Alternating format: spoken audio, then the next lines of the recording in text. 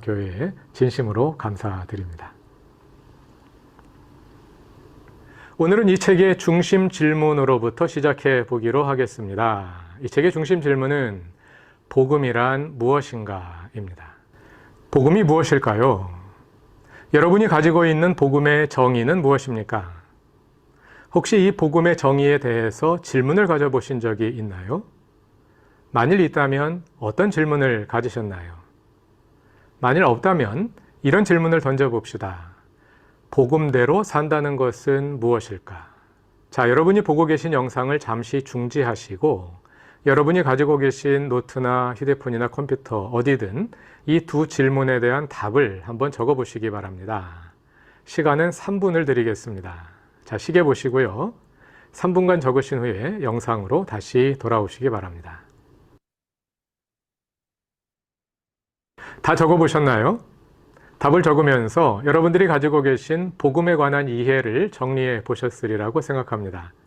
그러한 이해를 바탕으로 이제부터 그 생각을 좀 더 발전시켜 보기로 합시다. 복음이란 무엇인가 하는 질문이 한동안 저에게 그렇게 심각한 중심적인 질문은 아니었습니다. 왜냐하면 복음이 무엇인지 교회와 신학교에서 이미 잘 배웠고요. 문제가 있다면 내가 그 복음을 이해하지 못한다든지 아니면 복음대로 살지 못한다든지 하는 것이 문제이지 복음이 무엇이냐 하는 그 자체는 그렇게 심각한 문제가 아니었던 것이죠. 아마 여러분 대부분도 그러시지 않았을까 생각됩니다. 그런데 제가 복음이란 무엇인가 하는 질문을 진지하고 심각하게 던지게 된 계기가 있었습니다. 저는 미국에서 박사학위 과정을 마치고 2005년에 돌아와서 모교인 장로회 신학대학교에서 학생들을 가르치기 시작했습니다. 전에는 그저 나의 질문을 가지고 탐구해 나가는 학생의 입장이었지만 이제는 미래의 한국 교회의 지도자가 될 목회자 후보생들을 키워내는 입장에 서게 되면서 저의 질문이 바뀌게 되었습니다. 교회, 한국 교회가 저의 질문의 중심에 오게 되었습니다. 그리고 한국 교회에 관해 생각하는 가운데 오늘날 한국 교회의 위기에 관해서 심각하게 다시 고민하게 되었습니다. 많은 사람들이 한국 교회가 위기 상황에 있다고 말합니다. 그런데 뭐가 위기냐? 뭐가 문제냐? 이렇게 물으면 사람들마다 대답이 다 다르죠. 그러나 그 여러 가지 다양한 대답들의 공통 분모가 있다면 아마도 그것은 그리스도인들이 그리스도인답게 살지 않는다 하는 문제, 아마 여기에 많은 사람들의 인식이 만나고 있지 않을까 하고 생각합니다. 왜 그리스도인들이 그리스도인답게 살지 않을까요? 이에 대해서 또 많은 분들은 그리스도인들이 믿기는 잘 믿는데 믿는 대로 살지 않는다. 복음에 대해서 배우기는 잘 배웠는데 그런데 그 복음대로 살지 않는 것이 문제이다. 이렇게 답을 내리는 분들이 많습니다. 저도 거기에 대해서 동의합니다. 그러나 그러면서도 저는 거기에서 질문을 한 단계 더 진전시켜 보았어요. 우리가 잘 믿는데 믿음대로 살지 않는 것이 아니라 혹시 우리의 믿음 그 자체에 문제가 있는 것은 아닐까? 믿음의 내용을 담고 있는 것이 복음이죠. 우리가 복음을 정확히 알고 있으면서도 복음대로 살지 못하고 있는 것이 아니라 혹시 복음 그 자체를 잘못 알고 있는 건 아닐까? 복음이 아닌 것을 복음이라고 오해하고 있든지 아니면 복음의 일부에 불과한 것을 복음의 전부라고 오해하고 있는 것은 아닐까 하는 고민을 가지게 되었습니다. 그래서 복음에 대해서 다시 공부하기 시작했고요. 제가 이르게 된 결론은 후자입니다. 복음의 일부에 불과한 것을 우리가 복음의 전부라고 잘못 알고 있다 하는 그런 저 자신의 결론에 이르게 되었습니다. 그 내용을 조금 더 자세하게 체계화해서 쓴 것이 이 책 로마서와 하나님 나라입니다.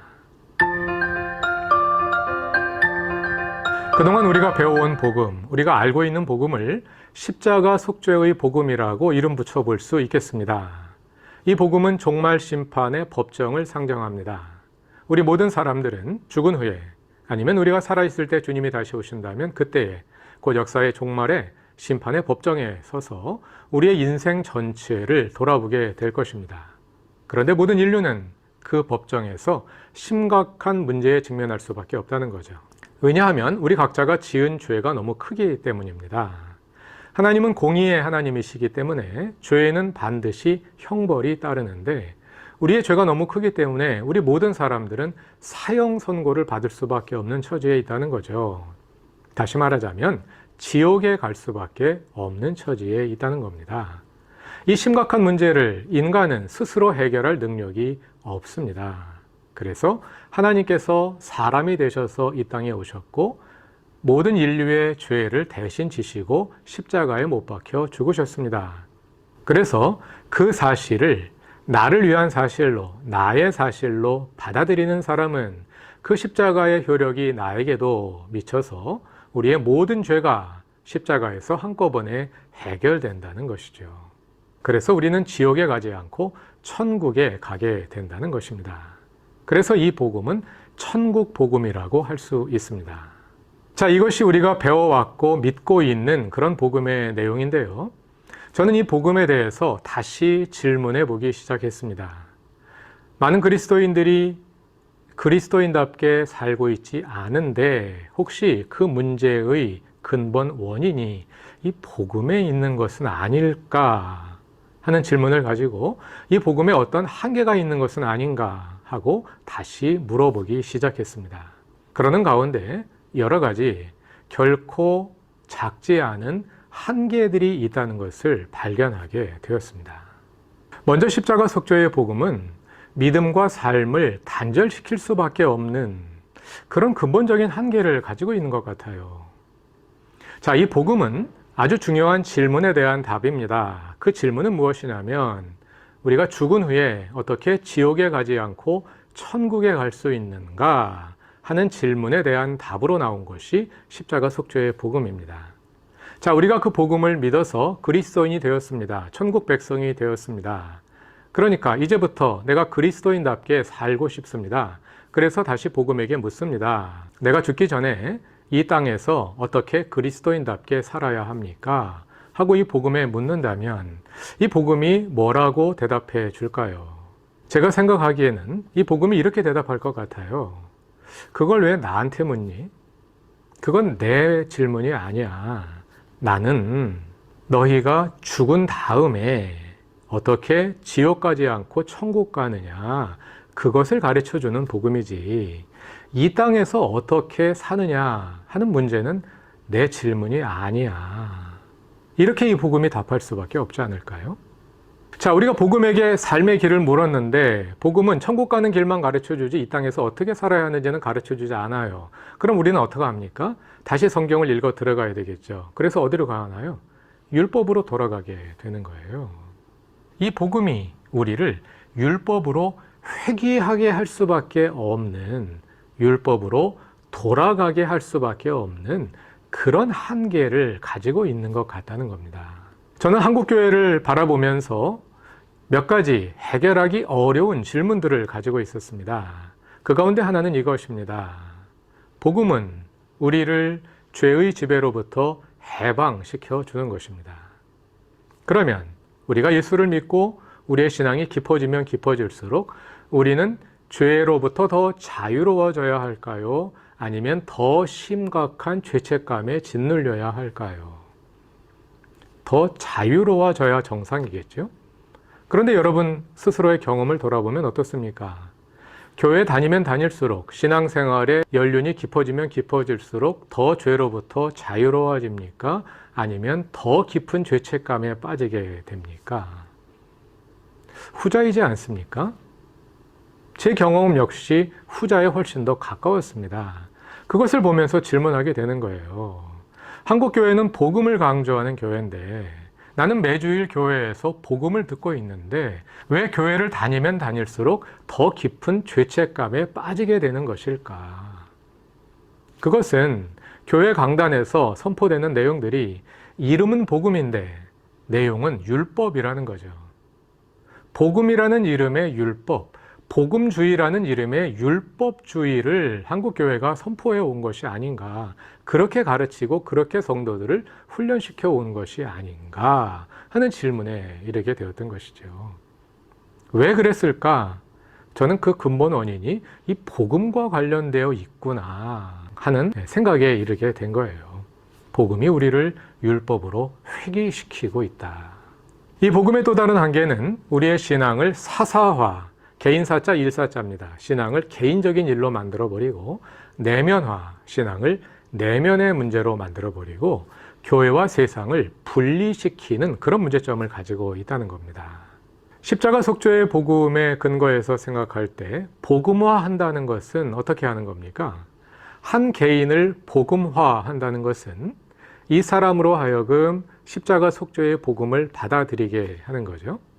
한 사회가 복음화된다. 그것은 그 사회에 십자가 속죄의 복음을 받아들이는 사람들이 많아지게 된다는 것을 의미하죠.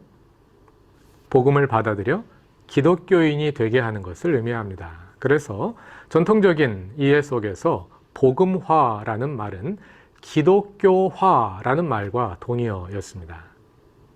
어느 집단에, 어느 공동체에 기독교인이 많아지면 그것이 복음화된 거다, 이렇게 생각을 했던 거죠. 자, 오늘날 한국교회에 무려 4분의 1 가까운 기독교인들이 있고요. 숫자로 따지자면 4분의 1이지만 기독교인들이 가지고 있는 영향력으로 따지자면 그것보다 훨씬 더 많습니다. 왜냐하면 한국교회를 이루고 있는 그리스도인들은 주로 사회적으로 어떤 배경을 가진 사람들인가 찾아봤을 때 시골의 가난한 지역보다는 서울에 잘 사는 지역의 기독교인의 비중이 훨씬 더 많습니다. 국회의원들 가운데, 또 의사나 법관들 가운데, 지식인들 가운데, 또 기업가들 가운데 이렇게 힘이 있고 돈이 있고 사회적인 영향력이 있는 사람들 가운데 기독교인의 비율이 훨씬 더 높습니다. 반면에 가난한 사람들, 힘이 없는 사람들, 지방에 있는 사람들로 내려갈수록 기독교인의 비율이 더 내려가는 거예요. 그러니까 인구로 따지자면 4분의 1에 미치지 못하지만 기독교인들이 가지고 있는 영향력으로 따지자면 한국 사회의 거의 절반 또는 그 이상이 복음화되었다고도 말할 수 있게 되는 거죠. 그런데 오늘날 한국 사회의 모습을 우리가 돌아봅시다. 이 모습을 복음화라고 말할 수 있는가? 또는 과거보다 100년 전보다 오늘날 한국 사회가 더 복음화되었다고 우리가 자신 있게 명백하게 말할 수 있는가? 갸우뚱하게 되는 거죠. 왜냐하면 복음화를 기독교화와 동일시했는데 기독교인들은 많아졌는데 과연 이것을 가리켜서 우리가 한국 사회가 복음화되었다고 말할 수 있을까 하는 질문에 이르게 되는 거예요. 자, 우리가 이렇게 생각하는 이유는 모든 생각의 근본에 교회와 세상의 이분법이 있기 때문입니다. 기독교인들이 세상이라는 말을 많이 쓰는데요. 교회 안에서 그리스도인들이 사용하는 세상이라는 단어와 일반 사회에서 사용하는 세상이라는 단어는 의미가 다릅니다. 기독교인들이 세상이라는 말을 쓸 때는 그 앞에 불신이라는 수식어가 생략되어 있어요. 불신 세상, 이것이 우리가 가지고 있는 세상의 의미입니다. 다시 말하자면 믿는 사람들이 교회이고 안 믿는 사람들의 영역이 세상인 거예요. 그래서 우리는 전 세계를 교회와 세상 이 둘로, 믿는 사람들과 안 믿는 사람들, 기독교인과 비기독교인으로 둘로 나누는데 아주 익숙해져 있는 거죠. 이런 사고 속에서 모든 것을 생각하다 보니까 신앙은 철저하게 교회의 문제이지 세상의 문제는 아닙니다. 세상에서 무슨 일이 일어나든지 그것은 기독교 신앙과 별 관계가 없는 문제인 거예요. 예를 들어서 정치 영역에서 어떤 정치가 이루어지든지 그것은 기독교 신앙과 본질적으로는 관계가 없는 문제인 것으로 우리가 생각해 온 거예요. 기업이 어떻게 운영되든지, 시장에서 사람들이 어떻게 물건을 팔고 물건을 사는지, 학교에서 어떻게 교육이 이루어지는지, 이런 모든 문제에 기독교가 전혀 무관하다고 생각하진 않지만, 그러나 본질적으로는 그건 신앙적인 문제가 아니라고 생각하게 되는 거죠. 왜냐하면 그것은 교회 밖에 있는 세상에서 이루어지고 있는 문제이니까. 이런 교회와 세상의 이분법이 우리에게 매우 익숙하게 배어 있단 말입니다. 이것은 성경적인 사고는 아니에요. 성경에 세상이라는 단어가 자주 사용됩니다만 그 세상이라는 단어는 교회 밖에 있는 영역을 가리키는 것이 아닙니다. 세상은 교회 안에도 들어와 있어요. 그것을 오히려 성경이 더 문제 삼는 거죠. 교회와 세상의 이분법, 그런 도식은 성경에 있지 않거든요. 그런데 우리가 이런 도식에 의해서 생각하고 또 그 바탕 위에 복음에 대한 이해를 세우고 있다는 겁니다. 자, 한국 사회에서 중요한 문제들이 터질 때마다 뭐 정치 문제가 생긴다거나 어떤 기업의 부패 문제가 생긴다거나 이럴 때마다 꼭 기독교인들이 연루되어 있는 것을 보게 되죠. 그러면서 우리가 그 사람들을 비난합니다. 기독교인들이 왜 정치를 그렇게 해? 기독교인들이 왜 기업 운영을 그렇게 하고 비난합니다. 자, 그러나 입장을 바꿔놓고 생각해 봅시다. 여러분이 대통령이 되었다고 생각해 보세요. 자, 내가 그리스도인으로서 대통령이 되었으니까 이제부터 기독교적으로 정치를 해야지 하고 결심했습니다. 자, 어떻게 하는 것이 기독교적으로 정치하는 걸까요? 거기에 대해서 배워본 적 있나요? 어떻게 하는 것이 기독교적으로 기업을 운영하는 걸까요? 거기에 대해서 배워본 적이 있나요? 없잖아요. 왜냐하면 그것은 신앙의 문제가 아니었으니까. 근데 과연 이것이, 이렇게 생각하는 것이 정말 신앙적이고 성서적인 생각일까요? 이런 한계가 십자가 속죄의 복음과 밀접하게 관련이 되어 있다는 겁니다. 자, 여기까지는 주로 교회와 또 그리스도인 개개인의 현실에 관해서 말씀드렸고요. 이제는 좀 더 신학적인 문제에 관해서 생각해 보기로 합시다. 단적으로 말하자면 십자가 속죄의 복음에는 십자가는 있는데 부활은 없습니다. 아니, 단적인 표현입니다. 전혀 없다는 것이 아니라 그런 특징을 가지고 있다는 겁니다. 자, 이런 질문을 던져볼게요. 여러분, 만일 예수님께서 십자가에 못 박혀 죽으시고 부활하시지 않았다면 우리는 구원받을 수 있을까요? 에이, 어떻게 해? 그런 답이 나오죠. 자, 그러나 다시 한번 생각해 봅시다. 십자가 속죄의 복음은 종말 심판의 법정을 상정하고 나온 것인데요. 종말 심판의 법정에서 우리가 갖게 될 가장 심각한 문제는 뭡니까? 우리의 죄 때문에 형벌을 받아야 한다는 겁니다. 그래서 지옥에 가야 한다는 거죠. 그런데 예수께서 십자가에서 내가 받아야 할 형벌을 대신 받으셨어요. 형벌의 문제가 완전히 십자가에서 해결됐습니다. 그러면 예수님이 부활하지 않으셔도 이미 우리의 죄 문제가 다 해결되었으니까 우리는 천국에 가야 하는 거 아닙니까? 선뜻 동의가 안 되시죠? 논리적으로 따라가다 보니까 그게 맞는 것 같은데 에이, 그건 성경이 말하는 것과 다르지, 이런 생각이 들지 않으십니까? 이것이 바로 십자가 속죄의 복음의 한계예요. 십자가 속죄의 복음이 성경이 말하는 전체 내용을 다 담아내지 못한다는 겁니다. 십자가 속죄의 복음만 가지고는 성경에 있는 모든 내용들을 다 담아서 설명할 수가 없다는 거예요. 이것은 성경이 말하는 일부에 불과하다는 겁니다. 여러분, 부활신앙은 기독교 신앙의 핵심입니다. 기독교 신앙은 십자가에서 끝난 것이 아니라 십자가에 이어지는 부활과 함께 기독교 신앙이 시작된 거예요. 십자가는 예수께서 죽임의 세력에 의해서 죽임 당하신 사건이었죠. 그러나 예수께서 그 죽음의 세력을 이기시고 다시 살아나심으로 사탄의 세력을 근본적으로 제거하시고 근본적으로 그 독침을 제거하시고 하나님의 나라를 이루신 사건, 그것이 부활이잖아요. 부활이 없이는 기독교가 존재할 수 없는 거죠. 부활은 기독교 신앙의 핵심입니다. 그런데 이 부활 신앙을 담아내기가 어렵다는 거예요. 그래서 실제로 보수적인 신학자들로 유명한 분들의 조직신학 서적들을 읽어보면 십자가에 관한 서술은 굉장히 많은데 부활에 관한 서술은 조금밖에 없는 이런 사례들이 굉장히 많아요. 부활에 관해서 별로 할 얘기가 없게 되는 거죠. 또 성서적으로 보자면 십자가 속죄의 복음은 예수님의 공생애를 중요하지 않은 것으로 만들어버리는 문제가 있어요.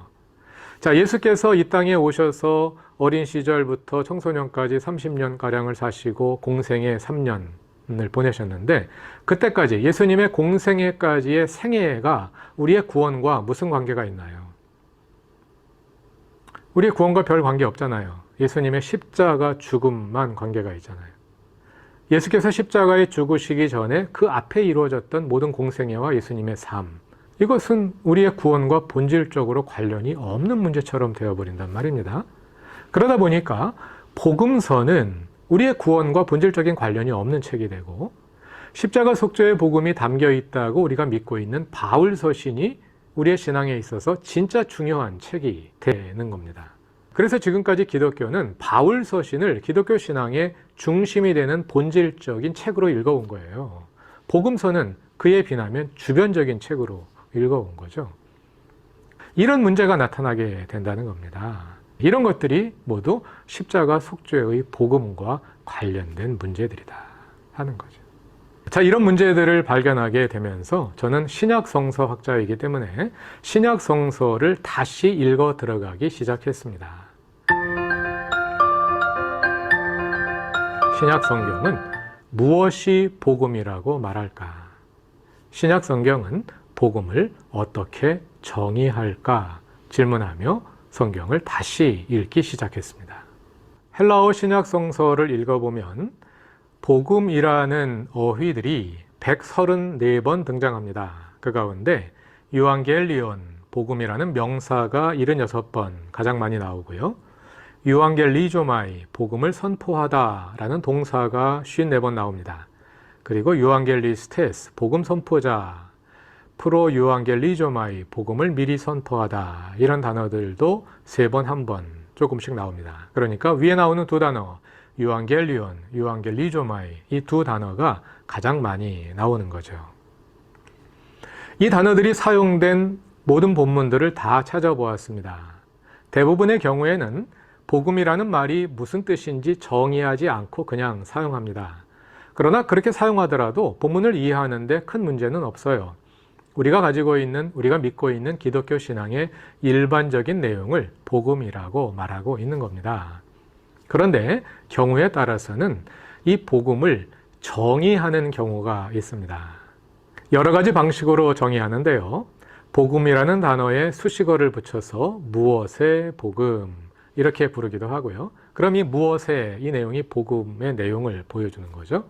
또는 복음을 전하다 하는 동사에 목적어를 씀으로써 복음의 내용을 보여주기도 합니다. 경우에 따라서는 관계대명사 문장으로 복음이라는 단어를 수식하기도 하고, 그 단어가 사용된 문맥을 보면 병행관계를 통해서, 여러분 성경을 읽다 보면 같은 뜻의 문장들이 대꾸 형식으로 반복되는 것을 종종 볼 수 있죠. 사람이 무엇이기에 주께서 그를 생각하시며 인자가 무엇이기에 주께서 그를 돌보시나이까. 같은 뜻의 문장 두 개잖아요. 그래서 두 문장을 비교해 보면 사람이라는 단어와 인자라는 단어가 같은 뜻으로 사용되고 있구나. 이런 식으로 병행 관계를 통해서 의미를 알아볼 수 있는데요. 그런 식으로 복음이라는 단어가 쓰인 문맥에서 병행 관계를 통해서 복음의 의미를 정의하고 있는 경우가 있어요. 이렇게 다양한 방식으로 복음을 정의하고 있는 신약성서의 본문들을 모두 살펴본 결과 한 가지 충격적인 발견을 하게 되었습니다. 그것은 그 본문들 가운데 어느 한 곳에서도 복음을 명백하게 십자가의 속죄로 정의하고 있지 않더라는 것입니다. 복음을 십자가와 관련 짓고 있는 본문이 3곳 있어요. 하나는 고린도전서 1장인데요. 여기에서 십자가는 약함의 상징, 사회적으로 멸시받는 사람들을 대표하는 그런 상징으로 사용됩니다. 에베소서 2장에도 십자가가 복음과 관련되는데요. 여기에서 십자가는 유대인과 이방인 사이에 놓여있는 담을 허무는 그런 십자가입니다. 고린도전서 15장에도 복음의 정의 가운데 십자가가 포함되는데요. 여기에서는 복음을 예수의 죽으심과 장사되심과 부활하심과 사람들에게 나타나심, 이 4가지로 정의합니다. 십자가의 죽으심, 장사되심, 부활하심, 부활 현현하심, 이런 일련의 사건들이 이게 복음이라는 거예요. 그 가운데 한 사건으로 십자가가 다루어지고요. 거기에서도 그 십자가가 십자가의 속죄를 가리킨다, 이렇게 명시하고 있지는 않습니다. 한 가지 오해하시지 말 것은 성경에 십자가의 속죄가 나오지 않는다는 말은 아니에요. 성경은 분명히 십자가의 속죄를 말하고 있습니다. 로마서에도 그런 중요한 구절들이 있고요.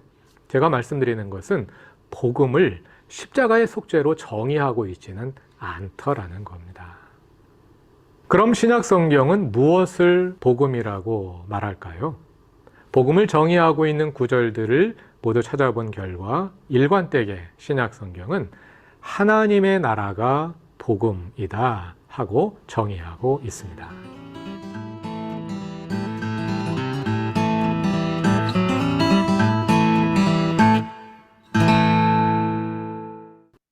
안녕하세요. 백세혈당 혈압케어를 연구개발한 내과 김도영 교수입니다.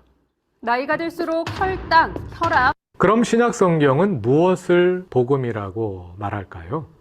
복음을 정의하고 있는 구절들을 모두 찾아본 결과 일관되게 신약 성경은 하나님의 나라가 복음이다 하고 정의하고 있습니다.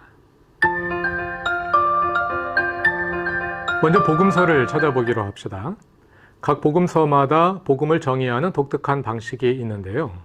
먼저 누가복음은 복음을 전하다 하는 동사에 하나님의 나라를 목적어로 더하는 방식으로 복음을 정의합니다. 하나님 나라를 복음 전하다. 좀 더 우리말에 가깝게 번역하면 하나님 나라의 복음을 전하다. 이렇게 말하는 것이죠. 이런 표현을 통해서 복음의 내용은 하나님의 나라이구나 하는 것을 알려주는 겁니다. 성서학자들이 누가복음을 연구할 때는 대개 사도행전과 하나로 묶어서 연구합니다. 왜냐하면 누가복음과 사도행전은 동일 저자의 저술이거든요. 그래서 두 책을 합해서 누가행전 이렇게 부르기도 하죠. 이에 관해서 궁금하신 분들은 상단에 있는 강의 링크를 클릭하여 보시기 바랍니다. 그 사례들을 찾아보면요. 누가복음 4장 43절입니다. 예수께서 이르시되 내가 다른 동네들에서도 하나님의 나라 복음을 전하여야 하리니 나는 이 일을 위해 보내심을 받았노라. 복음을 하나님의 나라로 정의하고 있죠. 누가복음 8장 1절입니다. 그 후에 예수께서 각 성과 마을에 두루 다니시며 하나님의 나라를 선포하시며 그 복음을 전하실세. 하나님의 나라라는 목적어에 선포한다는 동사와 복음을 전한다 하는 두 개의 동사를 연결해서 사용하는 것을 볼 수 있습니다. 복음의 내용이 하나님의 나라임을 보여줍니다. 누가복음 16장 16절은요. 율법과 선지자는 요한의 때까지요. 그 후부터는 하나님 나라의 복음이 전파되어. 복음의 내용은 하나님의 나라입니다. 사도행전은 8장 12절에 나옵니다. 빌립이 하나님 나라와 예수 그리스도의 이름에 관하여 전도함을, 여기에서 전도함이라고 번역된 단어가 헬라어 동사 유앙겔리조마이, 복음을 전하다 하는 동사예요. 신약 성경에 전도한다는 말이 종종 나오는데요. 이 전도한다는 말은 유앙겔리조마이, 복음을 전한다 하는 동사를 그렇게 번역한 것입니다. 여기에서도 역시 유앙겔리조마이, 복음을 전한다 하는 동사에 하나님의 나라를 목적으로 사용하고 있는 것을 볼 수 있습니다. 다음은 마태복음입니다. 마태복음은 그것과 조금 다른 방식으로 복음을 정의하는데요. 복음이라는 단어에 수식어를 더합니다. 그래서 그 나라의 복음, 이런 어휘가 여러 번 사용됩니다. 여기에서 그 나라란 하나님 나라를 가리키는 거죠. 마태복음에 그 나라의 복음, 하나님 나라의 복음이 사용된 사례는 화면과 같습니다. 마태복음 4장 23절, 예수께서 온 갈릴리에 두루 다니사 그들의 회당에서 가르치시며 그 나라의 복음을 전파하시며. 9장 35절은 예수께서 모든 도시와 마을에 두루 다니사 그들의 회당에서 가르치시며 그 나라의 복음을 전파하시며.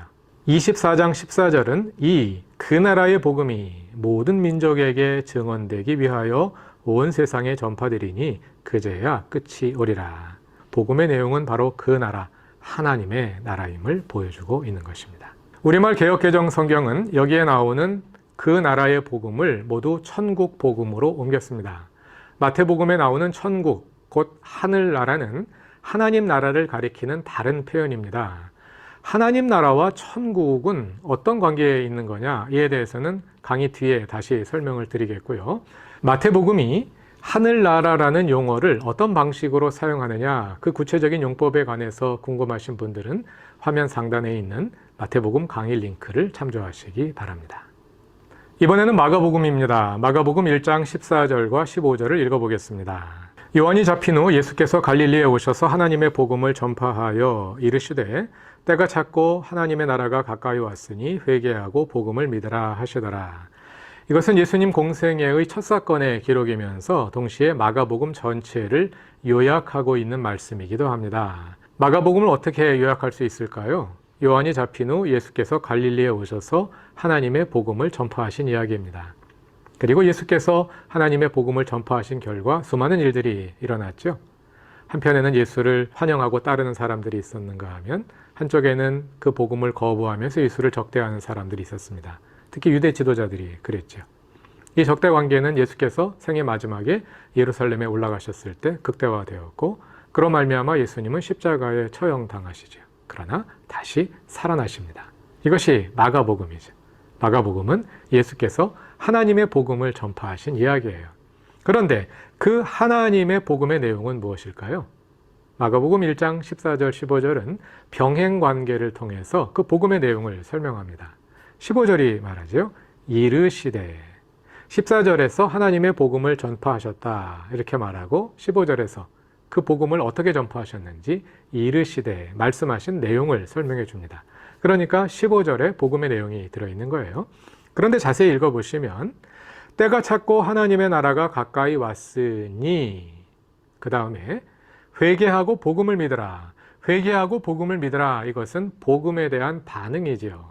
여기에서 복음의 내용은 때가 찼고 하나님의 나라가 가까이 왔다. 이것이 복음의 내용입니다. 그런데 여기에서도 또 때가 찼다는 것은 무슨 때가 찼다는 거겠습니까? 하나님의 나라가 올 때가 찼다는 거겠죠. 그러니까 복음의 핵심은 하나님의 나라가 가까이 왔다. 이것이 복음이죠. 마가복음도 마가복음 전체를 요약하는 말씀에서 복음을 하나님의 나라로 정의하고 있는 것입니다. 자, 이렇게 복음서는 일관되게 복음을 하나님의 나라로 정의하는데요. 하나님의 나라가 왜 복음일까요? 그리고 하나님의 나라는 무엇일까요? 구약 성경의 배경으로부터 살펴보기로 합시다. 복음이라는 단어는 예수님께서 처음 사용하신 단어가 아니라 유대인들이 이미 사용하고 있던 단어였습니다. 이사야서에 보면 복음이라는 단어가 등장합니다. 이사야서 40장 9절과 10절 그리고 52장 7절에 나오는데요. 그 가운데 52장 7절을 읽어보겠습니다. 좋은 소식을 전하며 평화를 공포하며 복된 좋은 소식을 가져오며 구원을 공포하며 시온을 향하여 이르기를 내 하나님이 통치하신다 하는 자의 산을 넘는 발이 어찌 그리 아름다운가. 구약 성경은 본래 히브리어로 기록되었는데요. 히브리어 구약 성경을 나중에 헬라어로 번역을 했습니다. 그 헬라어로 번역한 성경을 가리켜서 70인역이라고 부릅니다. 신약 성경도 헬라어로 되어 있고요. 지금 읽은 7절에서 좋은 소식을 전하며 여기에 해당되는 70인역의 헬라어 동사가 유앙겔리조마이, 복음을 전하다 하는 동사입니다. 그러니까 신약 성경에 사용된 그 복음이라는 어휘가 이사야서 52장 7절에 그대로 사용되고 있는 것을 볼 수가 있죠. 자, 여기서 무슨 뜻으로 쓰이고 있을까요? 뒤에 나오는 내용들을 보면 계속되는 병행 관계를 통해서 복음의 내용이 무엇인지를 보여주고 있어요. 좋은 소식을 전하는 것은 곧 평화를 공포하는 것입니다. 그것이 곧 복된 좋은 소식을 가져오는 것이고 그것은 곧 구원을 공포하는 겁니다. 그 다음에 구체적인 내용이 나오는데요. 시온을 향하여 이르기를 내 하나님이 통치하신다 하고 선포하는 겁니다. 그것이 복음을 선포하는 겁니다. 내 하나님이 통치하신다. 자, 이 말씀을 우리가 이 본문의 배경 속에서 이해할 필요가 있어요. 구약 성경의 이사야서는 크게 세 부분으로 나뉩니다. 1장부터 39장까지는 남왕국 유다가 멸망하기 전에 선포된 예언입니다. 이 내용의 중심은 회개하라, 회개하지 않으면 나라가 멸망할 것이다 하는 경고의 예언이에요. 40장부터 55장까지는 남왕국 유다가 멸망하고 유대인들이 바벨론에 포로로 잡혀간 후에 그 포로 생활이 끝나갈 무렵에 선포된 예언입니다. 그 예언의 핵심은 이제 너희의 복역 기간이 끝났고 하나님께서 너희를 포로 상태로부터 해방시켜서 고국으로 돌려보낼 것이다 하는 해방의 예언입니다. 그리고 56장부터 66장까지는 포로 생활이 끝나고 고국으로 돌아가서 그곳에서 다시 신앙과 민족을 일으켜 세우는 과정에서 선포된 그런 예언입니다. 이렇게 예언의 배경이 달라요. 그래서 1장부터 39장까지를 제1 이사야라고 부르고 40장부터 55장까지를 제2 이사야라고 부르고 56장부터 66장까지를 제3 이사야라고 부릅니다. 복음이라는 단어가 사용되는 40장과 52장은 모두 제2 이사야에 포함되는 예언입니다. 하나님께서 이사야 예언자를 통해서 바벨론 포로들에게 선포하시기를 내 하나님이 통치하신다 하고 선포합니다. 무슨 뜻일까요? 지금은 누가 통치하고 있나요? 바벨론의 왕이 통치하고 있죠. 그 배후에서 바벨론의 신이 통치하고 있다고 그 시대 사람들은 믿었겠죠. 그런데 바벨론의 왕이 바벨론의 신이 아니라 내 하나님이 통치하신다. 이것은 무엇을 말하는 겁니까? 바벨론의 통치가 끝나고 너희가 포로 상태로부터 해방될 것이다 하는 예언이죠. 그래서 복음인 거예요. 복음이라는 말은 기쁜 소식이라는 뜻이지 않습니까? 왜 기쁜 소식입니까? 포로 상태로부터 해방될 것이다 하는 예고이기 때문에 해방의 기쁜 소식이 되는 거예요. 그래서 복음인 것입니다. 이후로 유대인들은 이 복음이라는 말을 제국의 지배로부터의 해방이라는 뜻으로 사용해 왔어요. 바벨론 포로들에게는 바벨론 포로 상태로부터 해방이 곧 복음이었겠고, 그러나 포로가 끝나고 돌아간 다음에도 이스라엘이 완전히 독립한 건 아니었거든요. 그 다음에는 페르시아, 바사 제국의 지배 아래 들어갔습니다. 그 시대에는 페르시아로부터 해방될 것이라는 소식이 곧 복음이었겠고요. 그 다음에는 헬라 제국으로부터, 그 다음은 로마 제국으로부터 해방된다는 소식이 곧 복음이었던 것입니다. 그런데 신약 성경으로 넘어가면 단순한 제국으로부터 해방, 그 차원을 넘어서 그것보다 좀 더 본질적인 문제를 보여주는 것이죠. 그것은 단순한 눈에 보이는 제국으로부터의 해방이 아니라 그 모든 것의 배후에서 역사하고 있는 사탄의 지배로부터의 해방, 죄의 지배로부터의 해방 될 것이다 하는 기쁜 소식. 왜? 하나님께서 우리의 왕이 되시기 때문에 너희가 죄의 지배로부터 해방된다 하는 이 기쁜 소식이 곧 복음인 것입니다. 복음의 내용은 곧 하나님의 나라, 하나님의 통치인 것이죠. 자, 이제 오늘 강의의 핵심으로 돌아왔습니다. 하나님의 나라가 뭘까요? 아마 많은 분들은 천국을 떠올리면서 강의를 듣고 계실 겁니다. 복음의 내용이 십자가의 속죄이든 하나님의 나라이든 결국 죽은 다음에 천국 간다는 얘기니까 똑같은 얘기 아니야? 아마 이런 생각이 드실지도 모르겠어요. 그러나 하나님의 나라와 천국은 동일한 개념이 아닙니다. 자, 여러분, 우리는 천국에 어떻게 하나요? 천국에 가지요. 그럼 하나님의 나라는 오지 않습니까? 주기도문에서 아버지의 나라가 오게 하소서 하고 기도하잖아요. 우리는 천국에 가는데 하나님의 나라는 여기에 오니까 똑같은 거는 아니죠. 뭘까요? 자, 하나님의 나라와 천국의 관계에 대해서는 뒤에 가서 설명드리겠고요. 그에 앞서서 하나님의 나라가 무엇인지 생각해 보기로 합시다. 하나님의 나라를 정확히 이해하기 위해서는 이 나라라는 말이 무슨 뜻인지를 바로 이해할 필요가 있어요. 오늘날 국가의 3요소가 무엇인가요? 국가의 3요소는 국민, 영토, 주권입니다. 그 가운데 뭐가 제일 중요할까요? 국민이 가장 중요하죠. 국민이 주권을 가지고 있고 국민이 영토를 가지고 있을 때 주체는 국민이죠. 그럴 때 국가가 성립하는 겁니다. 이러한 국가 개념은 오늘날 민주주의 시대의 국가 개념입니다. 왜? 국민이 주권을 가지고 있으니까. 여러분, 국민을 뜻하는 영어 단어가 뭘까요? 잘 알고 계시는 단어인데요. 이렇게 질문하면 딱 떠오르지 않는 단어이기도 합니다. 국민을 뜻하는 영어 단어는 nation입니다. nation은 국가 아닌가요? state가 국가고 nation은 국민입니다. 국민 국가, nation, state 이렇게 나뉘거든요. 그런데 우리는 보통 nation이라는 말을 국가라는 뜻으로 일반적으로 사용하잖아요. international 그러면 국가 간에 이런 뜻이 되지 않습니까? 왜 그럴까요? 그것은 국민이 곧 국가이니까 그런 겁니다. 여러분, 오늘날 국가의 정체성은 누가 결정하나요? 대한민국은 어떤 나라입니까?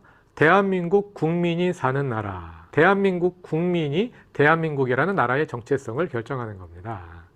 영국은 어떤 나라입니까? 영국 국민이 사는 나라.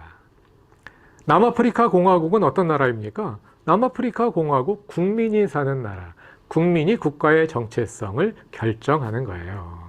자, 이것이 오늘날 우리가 가지고 있는 민주주의 시대의 국가 개념인데 이 개념으로는 성경에 나오는 나라라는 말을 온전히 이해하기가 어렵습니다. 왜냐하면 성경에 나오는 나라라는 말은 어느 시대?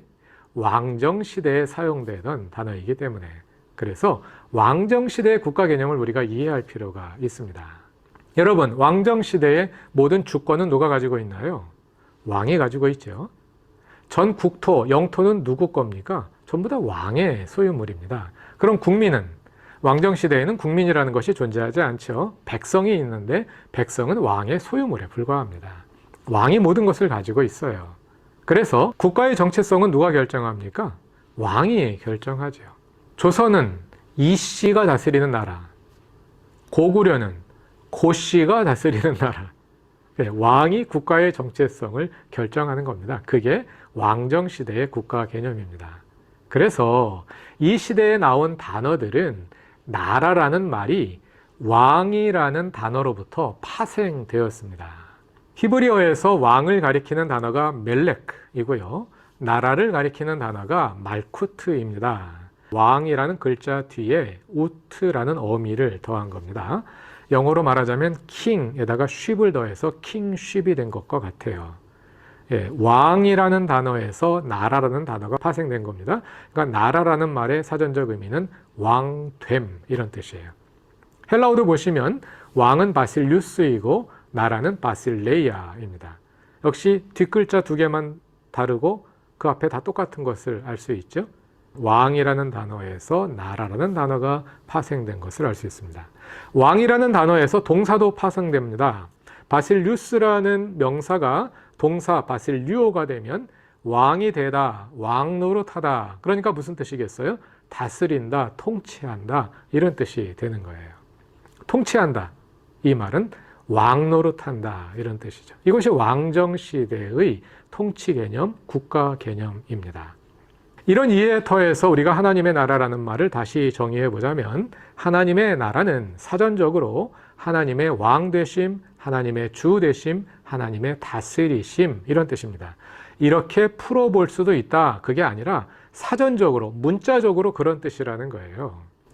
자, 그런데 왕이라는 단어는 오늘날 우리의 문화관념하고는 좀 낯설죠. 그래서 왕대심이라는 말을 쓰시면 불편해하는 분들도 많이 있는 것 같아요. 그래서 주대심이라는 표현이 좀 더 익숙한 것 같습니다. 성경에 주라는 말이 많이 나오잖아요. 예수 그리스도를 주 예수 그리스도라고 부르죠.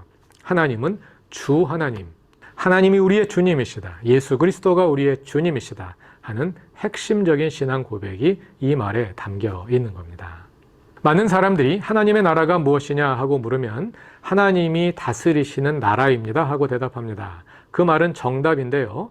오해를 불러일으킬 수 있는 정답이에요. 왜냐하면 하나님이 다스리시는 나라 하면 오늘날 우리가 가지고 있는 나라라는 개념에 대한 선입견이 작용을 합니다.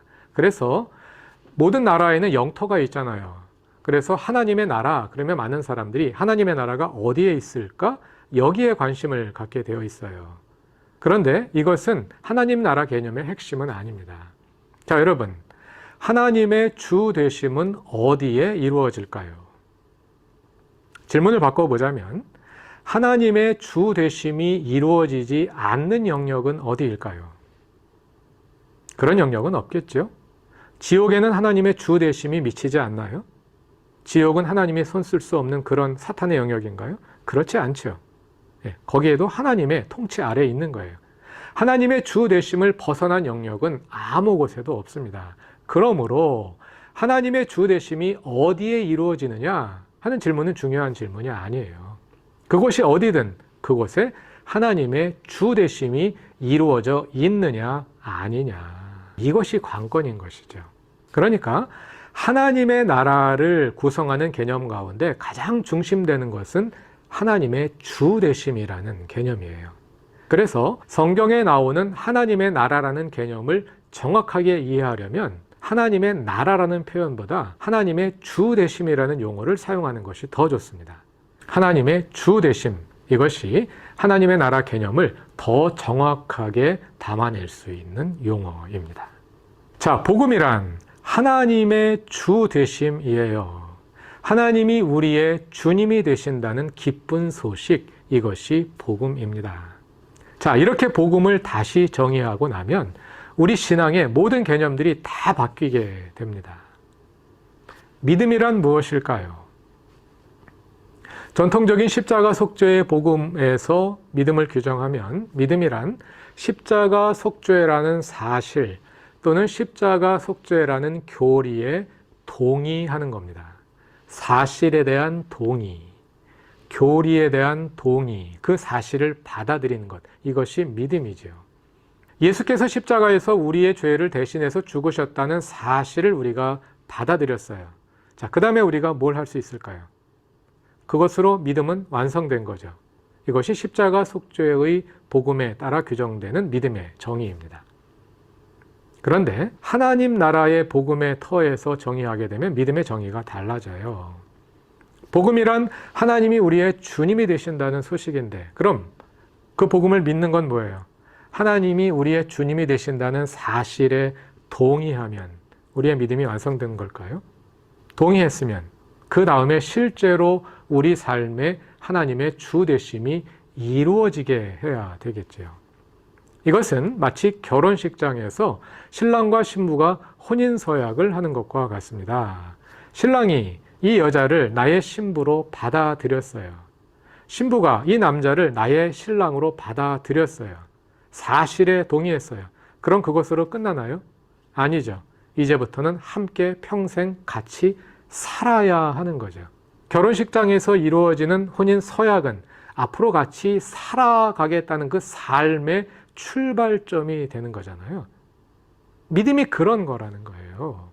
믿음은 단지 하나님이 주님이시라는 사실에 동의하는 것으로 끝나는 것이 아니라 실제로 하나님이 주님이 되시는 삶을 사는 것, 그것이 하나님을 믿는 겁니다.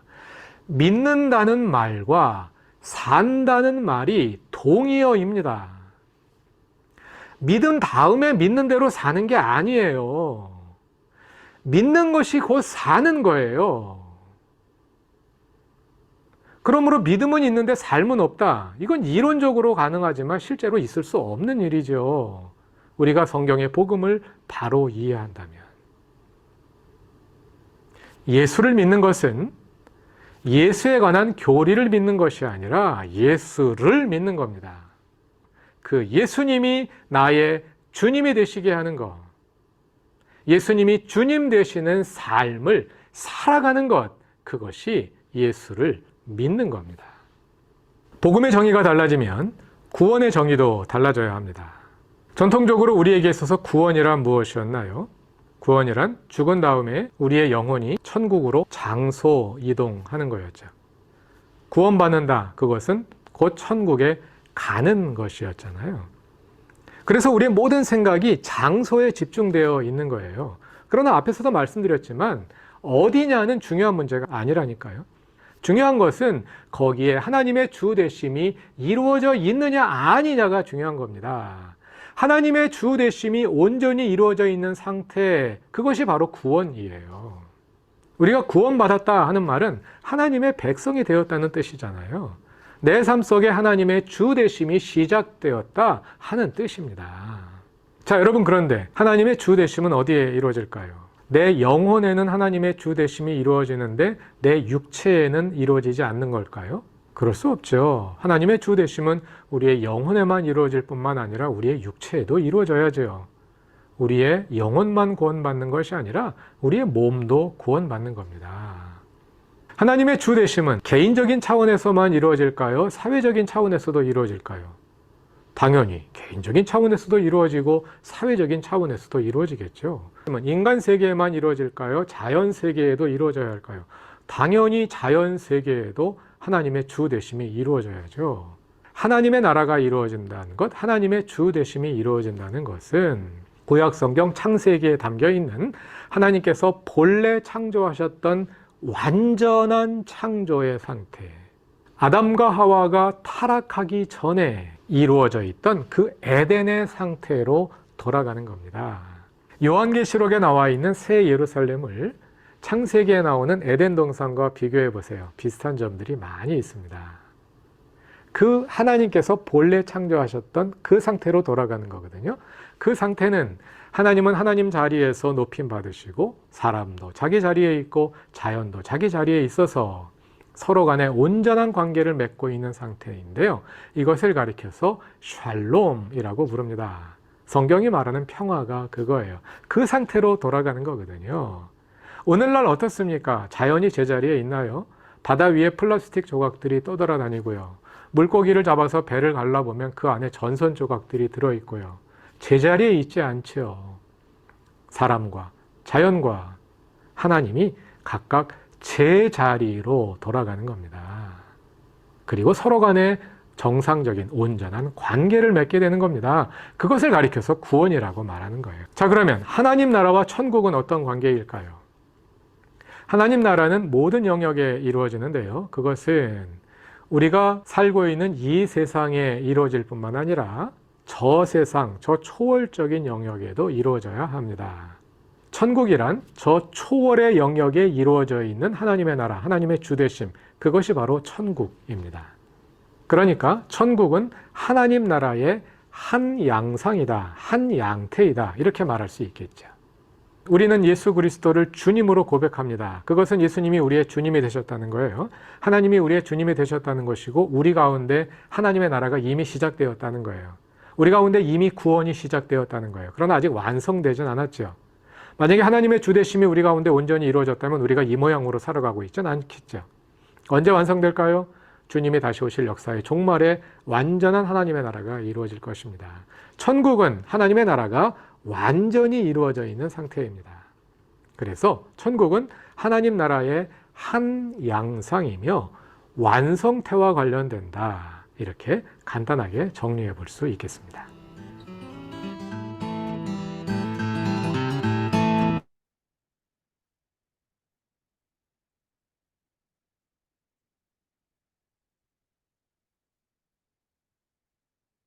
질문을 던져보고 신약 성경이 복음을 어떻게 정의하는지 찾아.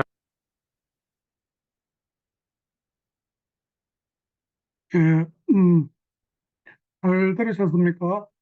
예, 마이크를 좀 더 켜시고 화면도 좀 켜주시면 좋겠습니다. 예.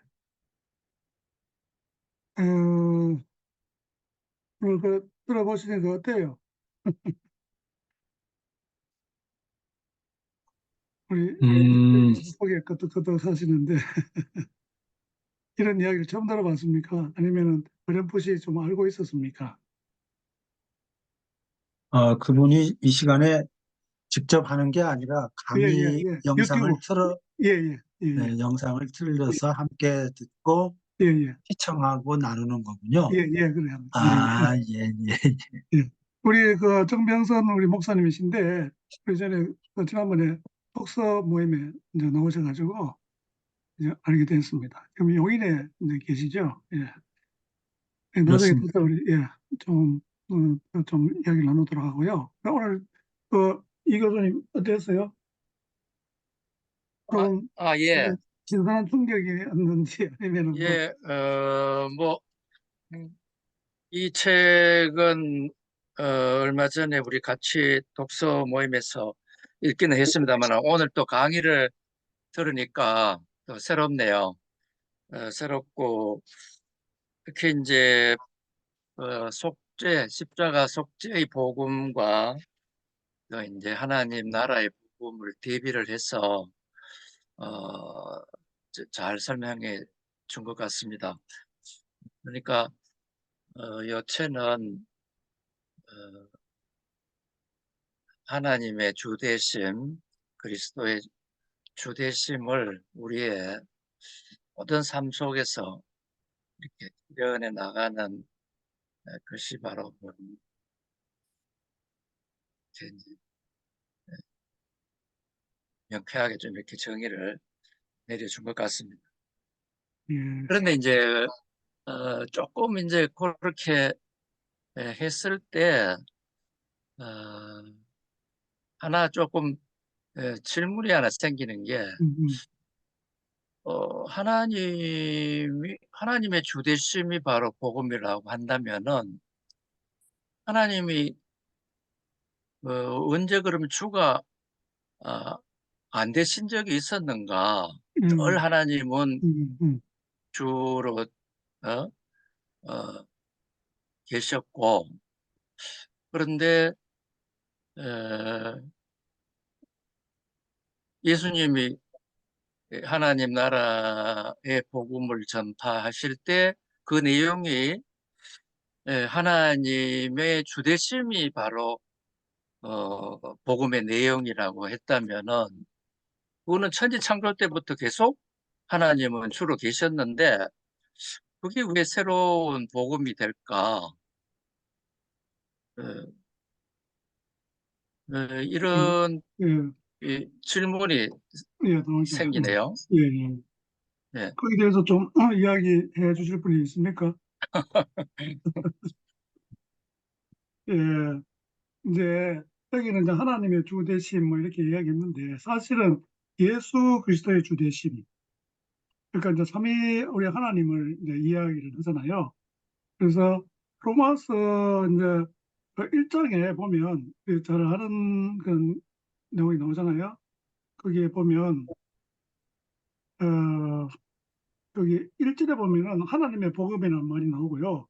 2절에 보면 이 복음은 하나님이 선지자들을 통하여 그의 아들에 관하여 성경에 미리 약속하신 것이라. 그 복음은 하나님께서 예언자들을 통해 성경에 미리 약속하신 것으로 그의 아들에 관하여 말하면 육신으로는 모세의 혈통에서 나셨고 하나님의 아들에 관한 것입니다. 그분은 육신으로는 다윗의 후손으로 나셨고 성결의 영으로는 죽은 자들 가운데 부활하사 능력으로 하나님의 아들로 선포되셨으니 곧 우리 주 예수 그리스도시니라. 이게 지금 사도 바울이 이야기하는 복음의 핵심을 지금 잘 이야기를 하고 있거든요. 그 얘기는 이제 하나님의 주되심, 뭐, 당연히 있었는데 그것을 예수 그리스도를 통해서 분명하게, 명확하게 드러내셨다 하는 게 바울이 이야기하고자 하는 그 핵심인 것 같아요. 그러니까 이제 우리가 하나님을 이제 잘 모르잖아요. 그러니까 예수님이 오신 것은 결국 하나님이 어떤 분이신가는 것을 우리에게 보여주시고 가르쳐 주시기 위해서 오신 이제 그 이위 그게 이제 되시는 예수님을 우리가 이해하면 그러니까 우리가 삼위일체라고 하는 이 개념도 사실은 좀 신비하고 이해하기 힘든 부분이지만 아주 우리가 기독교의 교리를 이해하는데 핵심되는 어떤 그런 내용이거든요. 이걸 따로따로 이렇게 이해할 수 있는 이런 부분이 아니고 예수 그리스도로 말미암아서 하나님의 주되심이 분명하게 이제 드러나게 되었다. 그런데 없었다는 게 아니고 사람들이 잘 이제 몰랐는데 예수님을 통해서 그렇게 분명히 이해하게 되고 그러니까 예수님도 주라 하고 하나님도 주다 이렇게 이제 보는 거죠. 근데 이제 그 말씀도 맞는데 어, 그 십자가 속죄의 복음으로부터 시작된 어떤 하나님의 주대심 이게 중요하지 않을까 싶어요. 예, 그렇죠. 그러니까, 중요하죠. 예, 그러니까 십자가 속죄라는 것이 만약에 없다면은 그게 음, 빠져버리는 하나님의 주대심은 예, 늘상 있어 왔던 예, 주대심일 수밖에 예, 없잖아요. 예, 그러니까 어떤 새로운 하나님 나라라는 게 시작이 된다고 한다면은 그거는 십자가 속죄로부터 시작이 돼서 예, 예, 어, 새롭게 시작되는 예, 어떤 예, 나라라는 개념이 예, 아주 중요하지 않나 싶어요. 예, 맞습니다. 그거 잘 지적하셨는데 이 마지막에 가면은 이제 안 목사님이 그거 부분을 더 이야기합니다. 그러니까 십자가 속죄의 복음이 하나님 나라의 복음의 핵심이다.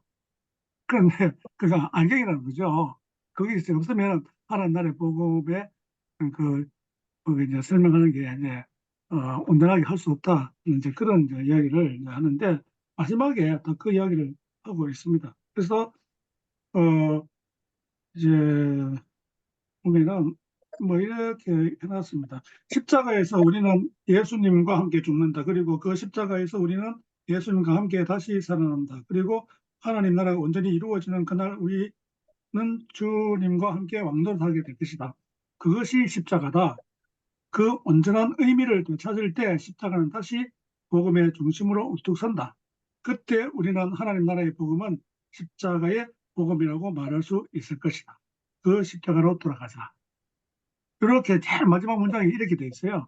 그러니까 하나님 나라 복음 전체를 우리가 이해를 해야 되고, 그런 하나님 나라 복음에 있게 된 핵심이 결국 십자가 속죄의 복음이 있다 하는 요거이기 때문에, 이걸 뭐 십자가 속죄의 복음이 뭐 의미가 없다든지 이런 것이 전혀 아니라는 거죠.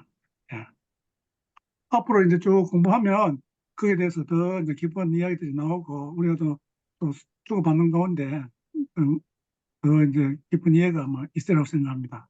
우리 태국에 계신 우리 박경덕 선교사님 좀 한마디. 예. 오늘 그 처음 들으면서 그 강의하신 목사님께서 이 복음에 대해서 좀 많이 고민을 하셨다는 것을 좀 많이 느끼게 되었습니다.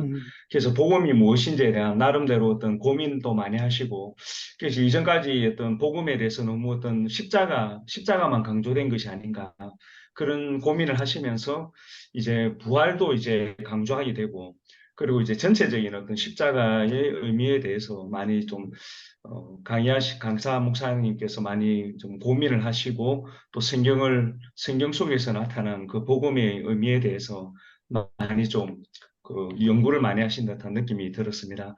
근데 아까도 뭐 목사님 앞에 목사님께서 말씀하셨듯이 그 하나님 나라와 어떤 복음을, 제 강의를 들을 때 이제 복음은 하나님의 나라다, 그렇게 정의를 하는 것 같아서 이게 맞습니까? 예, 뭐 강의하신 한마디로 목사님 이야기하자면, 내용이.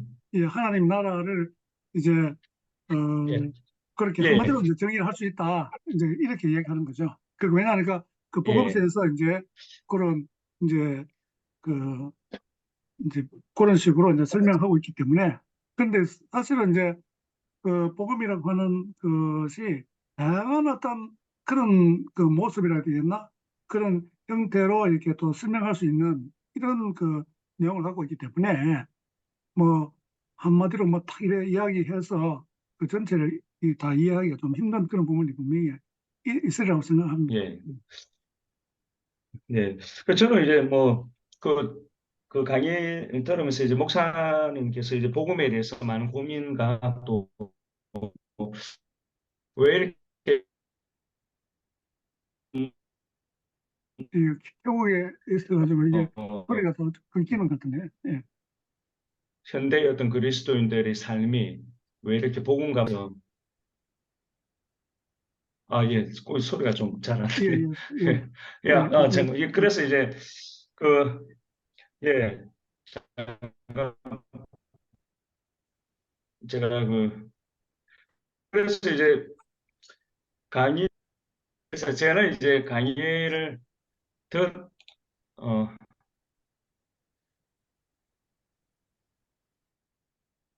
지금 인터넷 상태가 조금 안 좋아서 그러나.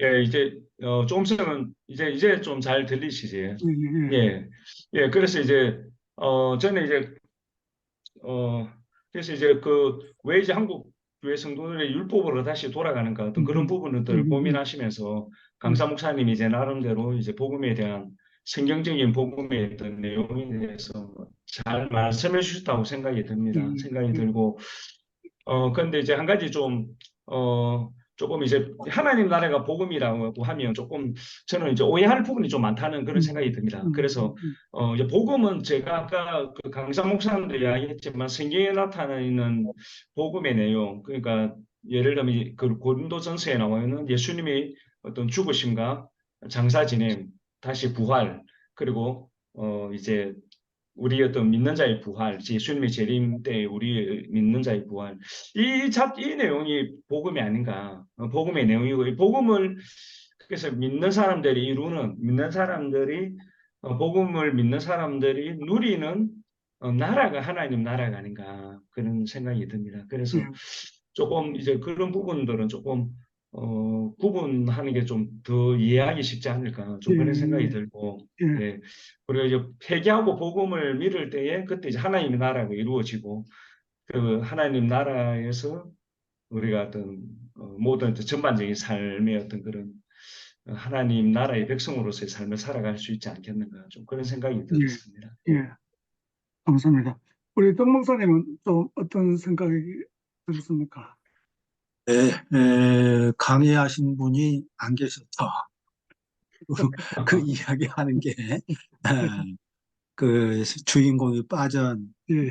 자리에서 이야기하는 것 음, 같아서 음, 뭐하긴 한데요. 음, 에, 일단 그 이 양반이 가진 문제의식 자체는 이제 조금만 한국 교회 현실을 정직하게 들여다보면 누구나 다 인식하고 그 문제의식을 가질 수밖에 없는 게 굉장히 그 자연스러운 일이라고 음, 생각하고요. 음, 뭐 그리스도인이 그리스도인답게 살지 못한다. 믿음은 있는데 믿음만큼 믿음대로 살지 못한다. 뭐 이건 뭐 수없이 많이 이제 이야기하고 우리 한국 교회 이야기할 때마다 지적되는 문제인데 저는 이제 믿음은 훌륭한데 또 믿음은 좋은데 믿음은 신실한데 믿음대로 살지 못한다. 저는 이제 이 말이 과연 맞는 말인가?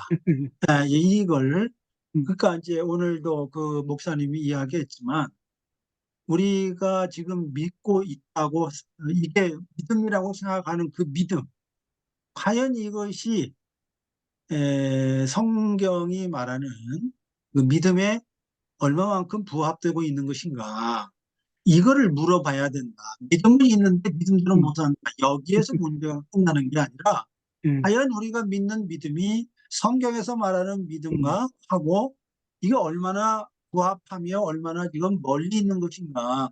이 앞선 문제를 우리가 깊이 고민해야 된다. 이 양반도 이제 그 고민을 하면서 십자가 복음에서 하나님 나라의 복음으로 신약이 말하는 복음의 본질이 십자가 복음이 아니다. 하나님 나라 복음이다. 이걸 발견했다는 거잖아요. 이제 이건 굉장히 이제 중요한 부분이죠.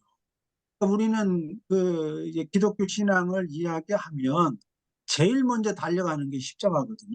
바로 십자가로 달려갑니다. 예, 죄 문제로 바로 십자가로 달려간다는 말은 죄 문제로 바로 직행한다는 거거든요. 예. 저는 그게 굉장히 그 넌센스라고 생각을 합니다. 뭐냐? 그러면 죄가 뭔가? 도대체 뭐가 죄냐? 이 문제를 생각을 해야 되는데 바로 그냥 아 우리는 다 죄인이야. 이걸로 바로 가버리는 거예요. 죄가 뭔지에 대해서 우리가 윤리적인 측면에서의 죄를 보통 우리들이 이제 선입견을 갖고 있는 건데 도대체 성경이 그러면 죄라고 하는 거를 뭐 어떻게 바라보고 있는 건가? 어, 이것까지 이제 들어가야 되는 것이고 그런 면에서 이제 뭐 원죄까지 이제 이야기를 하게 되는 건데 과연 그 원죄라고 하는 게 과연 성경에서 말하는 내용에 부합하는 건가? 예, 이 부분까지도 사실 이제 고민을 예, 해야 되는 예, 것이고, 예, 예, 아담과 하와가 선악과 먹은 게 원죄인 거냐? 예, 왜 그게 죄인 거냐? 왜 선악과 먹은 게 왜 죄냐? 이 문제까지 또 이게 질문을 해 들어가야 예, 맞습니다. 죄라고 하는 게 규명이 될 수 있는데, 그래서 우리가 그 질문해야 될 단계가 훨씬 더 몇 단계 더 들어가야 되는데 예, 예, 그 질문이 깊이 몇 단계를 거쳐서 더 한 단계 한 단계 그 근원으로 들어가지 않고 지나치게 좀 현상 중심적인 그런 이제 물음에 머물러 있다는 게 저는 이제 큰 한계라고 생각하고요. 예, 그러나 어쨌든 오늘 그 강의는 뭐 새로울 것은 없었지만은 어, 뭐 굉장히 그 보편적으로 또 상식적으로 우리가 생각하고 짚어야 할 대목을 정확하게 잘 짚어주셨다. 예, 이런 생각이 들었습니다. 예. 이야기하신 이제 그 믿음에 대한 문제, 그다음에 죄에 대한 문제 그런 거 이제 아까 믿음은 아까 좀 이야기는 하긴 했는데 이게 뒤에 가면은 이게 또 다시 다 이야기 나오거든요. 믿음에 대한 이야기, 또 죄에 대한 문제. 그러니까 이 책이 총 이게 6장으로 구성되어 있습니다. 지금 이제 1장이 복음이란 무엇인가, 2장이 로마서의 복음, 3장이 이 세대와 하나님 나라, 그 다음에 이제 그 일부가 이제 하나님 나라의 복음이 되는 거예요. 세계가. 그 다음에 하나님 나라 복음의 전개에서 4장이 하나님 나라와 하나님의 의, 5장이 이신칭의, 6장이 영광의 소망, 이렇게 되어 있습니다. 그러니까 우리가 지금 첫 시간이라서 뭐 이런 질문, 이런 의문 이렇게 나오는데 차차차차 이제 진행되면은 그런 것들이 다 이제 어느 정도 해소될 거라고 생각합니다. 저는 이 책을 발견했을 때 진짜 그, 야, 진짜 좋은 책이다. 그래서 내가 너무 늦게 이런 책을 봤구나 이런 생각했는데 사실은 이 책이 이제 늦게 나왔어요. 이제 그런 거죠. 근데 저는 이제 이 복음 자체에 대한 어떤 고민보다는 신앙생활 처음 할 때부터 이제 처음에는 이제 뭐 보통 사형리적인 어떤 이런 차원에서 이제 복음만 이해하고 하잖아요. 그런데 이제 우리의 이제 그 믿음과 행위, 이건 항상 이제 많이 이야기되는 부분인데, 제가 그 신앙생활 때 지도하신 장로님이 그 행위에 대한 문제를 아주 강조를 하셨어요. 그러면서 특별히 이제 복음서에 보면은 행위에 대한 이런 걸 많이 이제 그 본문을 가지고 가르치시고 해가지고 그때부터 제가 이제 믿음과 행위에 대한 어떤 그런 이제 관계가 어떻게 되는가 이런 걸 좀 고민을 하고 신대원에 들어갔을 때 이제 졸업 논문이 믿음으로 구원받는다는 교리의 성경적 의미, 이걸 가지고 제가 논문을 썼거든요. 그 결과가 뭐냐면은 아까 이제 정 목사님 이야기하셨듯이 믿는데 뭐 그대로 안 된다. 이거는 믿음에 대한 정의 자체가 잘못되고 이 잘못 이해하고 있기 때문에 그런 거예요. 아까 이제 강사 목사님 이야기하셨잖아요. 그 믿음이라는 것은 바로 삶이다, 사는 거다. 이제 그러니까 저는 이제 부분적으로 이제 행위와 구원에 대한 문제 이걸 갖다가 믿음과 행위에 대한 문제를 갖다 고민하고 있는데 이 목사님은 그걸 갖다가 근원적으로 그걸 이제 문제를 이해하고 그 해결책을 나름대로 이제 찾아낸 거죠. 그러니까 제가 고민하고 그런 문제들이 그래서 다 이제 해소가 된 거예요. 그러니까 네. 지금 한국교회에서 그 이야기가 아까 이제 율법주의로 돌아간다는 하는 게 그러니까 믿음으로 이제 구원받았고 그다음에 이제 행위는 무슨 상급받고 뭐 이런 식으로 여러 가지 엉터리 복음으로 이야기하니까 그냥 완전 문제들이 생기는 거죠. 그러니까 이게 복음에 대한 통전적 이해가 있어야 되는데 그런 부분들이 우리에게 너무나 부족하고 그런 이해가 사실은 제가 목사님들도 이런 정도의 그, 그 복음도 제대로 이해하지 못하는 분들이 상당수 있다고 저는 봅니다. 그 뭐 조사해 봐서 모르겠지만 적어도 반수 이상은 되지 않겠나. 더 많을 것 같아요. 제가 볼 때. 그래서 예. 이게 우리 한국 교회의 어떤 현실이고 이건 한국 교회뿐만 아니고 세계적인 어떤 뭐 미국이라든지 이런 데는 어떤지 모르겠지만은 뭐 우리보다 조금은 나을지 모르지만 뭐 큰 차이가 없는 부분도 많이 있을 것 같다. 이런 좀 생각이 저 개인적으로 하고 있습니다. 네. 그 아까요. 우리 그 구름 이재율 목사님께서 예, 그 아주 그 집사님입니다. 중요한 이재율 예, 이래요, 집사님. 집사님이세요? 예. 네. 그 굉장히 그 중요한 그리고 던질 만한 질문을 던지셨다고 생각합니다. 하나님이 주가 아니신 적이 있냐?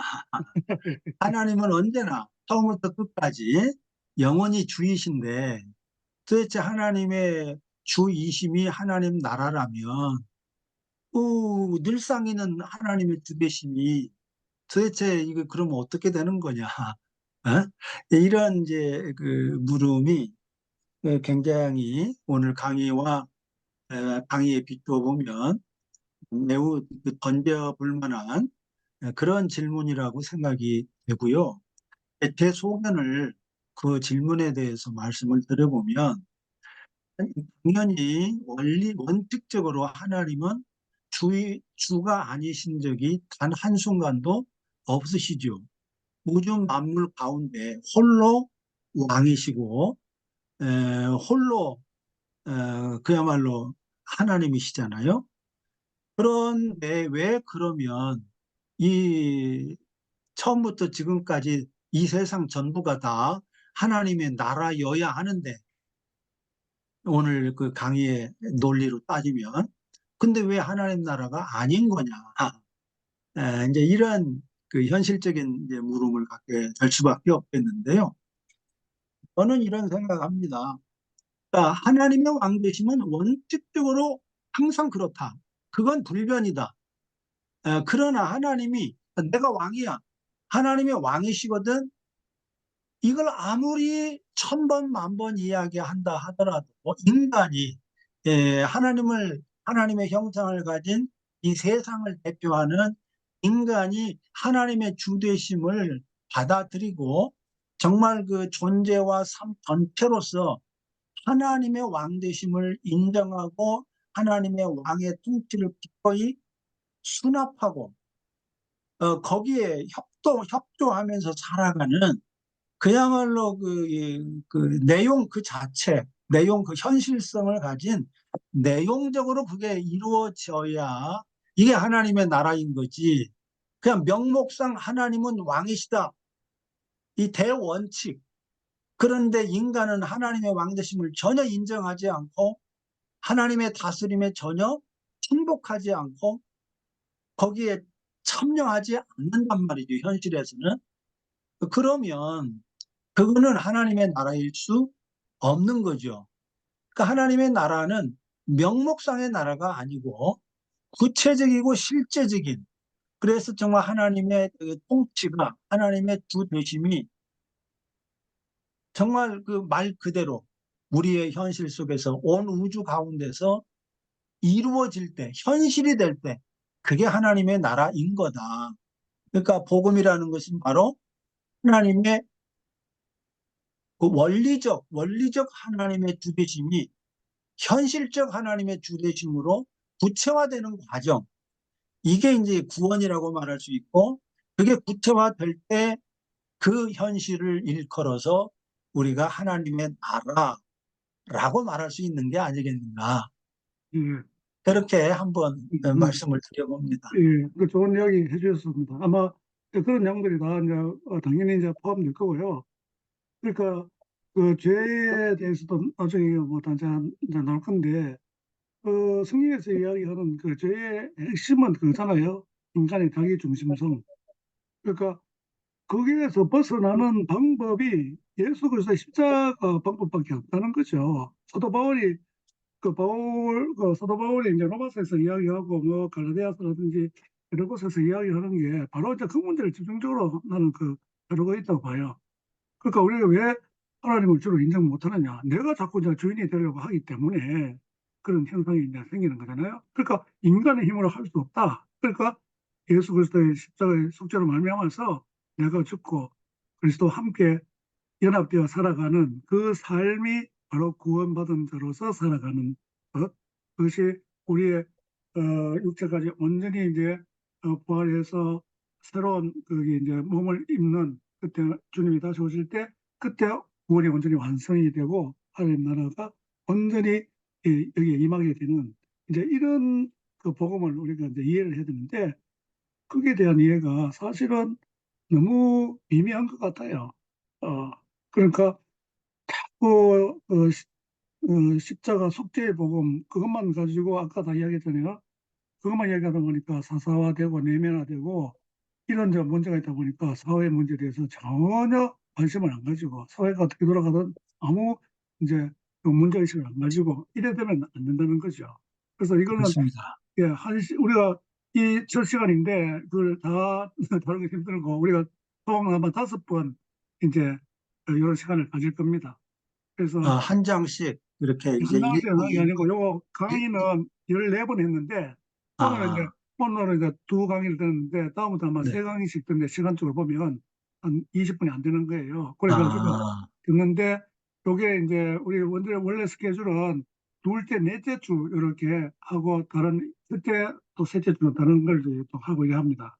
그래서 다음 주 셋째, 넷째 주는 권민영 목사님이 고대 그리스 역사하고 그다음에 마지막 주는 로마 역사 이제 그거 하고요. 이제 그런 거 다 우리가 성경을 이해하고 필요한 부분이기 때문에 인문학적 이런 것도 이제 우리가 공부를 합니다. 그리고 또 주제로는 이제 5월 달에 가면 둘째, 넷째 주일 이제 하게 되고요. 그다음에 첫째, 셋째 주는 이제 다른 또 주제로 이렇게 하고, 그러니까 여러 가지로 이렇게 하다 보니까 조금 혼란스러운 수도 있는데, 그러니까 좀 참석해 보시면 어떻게 들어가는지 또 잘 아시게 될 겁니다. 그리고 여기 하는 거 다 녹화해 가지고 우리 링크에 다 이제 단톡방에 올리니까 다시 한번 들어보실 수 있고, 또 다른 자료도 이렇게 올립니다. 어쨌든 우리 정 목사님 들어오신 거 아주 환영을 하고요. 제가 잘은 모르지만 뭐 간이식 수술도 받으신 그렇게 인터넷 찾아보니까 나오고 뭐 그런 수가 어떻게 또 거기까지 다 알고 그 계십니까? 잠시 봤는데 그렇더라고요. 네. 저 큰아들도 간이식 수술 받고 뭐 이래가지고 또 마음이 또 가고 이랬습니다. 그래서 오늘 처음 나오셨지만은 우리 정 목사님 기도해 주심으로 오늘 모임을 마치면 좋겠습니다. 네, 아이고, 예, 예. 기도하겠습니다. 예, 하나님 아버지, 오늘도 소중한 날 주시고, 또 이렇게 주말 저녁 주일을 앞두고 로마서의 복음을 어떻게 이해할 것인가? 로마서가 말하는 복음의 핵심이 하나님 나라의 복음이라는 사실을 우리가 다시 한번 공부하며 서로 대화하는 소중한 시간을 갖게 하심을 감사합니다. 이 줌을 통해서 많은 사람들이 복음의 본질에 한 걸음 더 깊이 들어가는 그런 은혜를 누리게 하시고 우리의 믿음이 더욱더 풍성해지고 더욱더 온전해지는 그런 시간이 될 수 있기를 원합니다. 네. 하나님 함께 해주심을 감사합니다. 예수님 이름으로 기도합니다. 네. 아멘. 아멘.